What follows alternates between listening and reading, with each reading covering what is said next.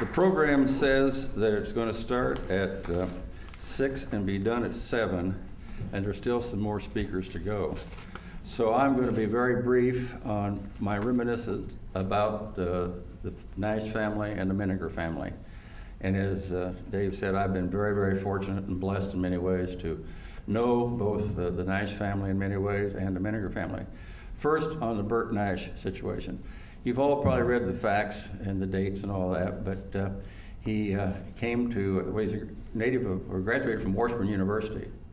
And he did some graduate work at KU, but then he went and received his PhD from Ohio State. He came here in 1930 and joined what I assume would be the School of Education in his various areas of expertise.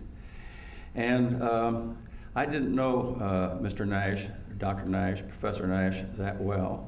I knew other members of the family. But my father and my grandfather continually told me about what a powerful speaker, a committed speaker, who could rally most anybody to take up the cause of mental illness, and that he was a terribly effective spokesperson, and he was in high demand throughout the country. Everybody wanted to have Bert Nash as a speaker at their particular gathering. And it was, as was mentioned earlier here, that he was speaking to the Lawrence Lions Club in February of 1947. And he collapsed at that time, was taken to Lawrence Hospital, and died several days later. And the interesting thing is there was another meeting going on that next day, and I'm not sure the exact name or who all was in the audience, but the speaker said that the death of Dr. Nash should serve as a stimulus, that they should get to work right at that time and do something to have a mental health center established in Lawrence. So three years later, in 1950, the Bert Nash Mental Health Center was dedicated. That is, I have heard so much about Dr. Nash from my parents. I didn't have the pleasure of knowing him that well, but I did know a certain person that has been really a great and long-lasting and current relationship, and that's daughter Barbara Nash. And as some of you know, because it's been mentioned time and time again, that my first date was with Barbara. And she, my first date with Dolph. Well, but anyhow, it was, that's how I became better acquainted with the Nash family. And Barbara was, as she still is.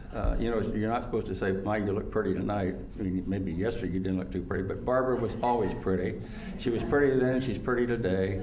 And the kind of a funny facet of this whole story is that my mother and father drove the car for me to pick up Barbara for the date. And if I had ever suggested to my children or my grandchildren that I would drive the car for them to go pick up their date, they would think, my God almighty, what has gotten into you to do something like that? But anyhow, the Nash family, and then Mrs. Nash. I don't know how many of you knew Mrs. Nash, but she was a real asset and a jewel for the university in every way. She was director of housing for KU, and I think she started in 1947, 48. And at that time, housing at the university was a very, very serious problem. She dealt with the whole thing, and she had such a tremendous positive effect on thousands of KU students and their spouses. And when you went to Strong Hall, and if you saw Mrs. Nash, it was warm, it was friendly. She took a genuine interest in you, and she was a great, great asset for the university and a fantastic member of the Nash family. So Barbara, you're going to hear more about Barbara and Bob a little bit later on, so I won't go into more depth on that, but to say it's a wonderful way to start your dating life to have Barbara Nash as your first date. Secondly, getting to the Menniger family. It's been my good fortune, and I'll hurry up as we're behind schedule. I'll hurry up. But I had the great, great good fortune to be able to serve as a trustee of the Menniger Foundation. And through that, I had the pleasure of becoming better acquainted with Roy and Walt and all the good work they do. The thing that both Dr. Nash and the Mennigers, this again comes a little bit from my father and myself and maybe my grandfather, that they tremendous thing that those three men and the entire Menniger operation did was to take mental illness out of the attic and out of the basements. I mean, that's maybe not saying it the right way, but I think that for years and years and years, mental illness was looked at as an embarrassment or somebody who didn't want to talk about.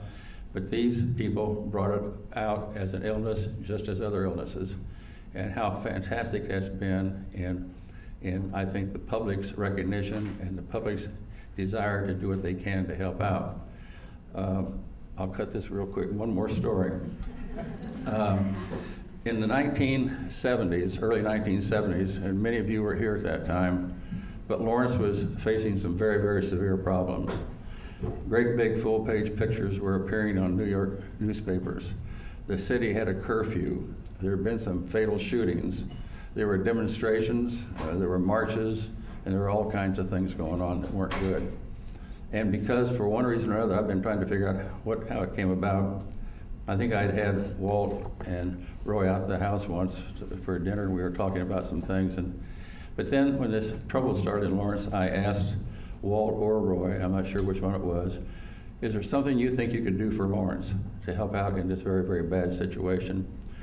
And out of that came a citywide sensitivity program.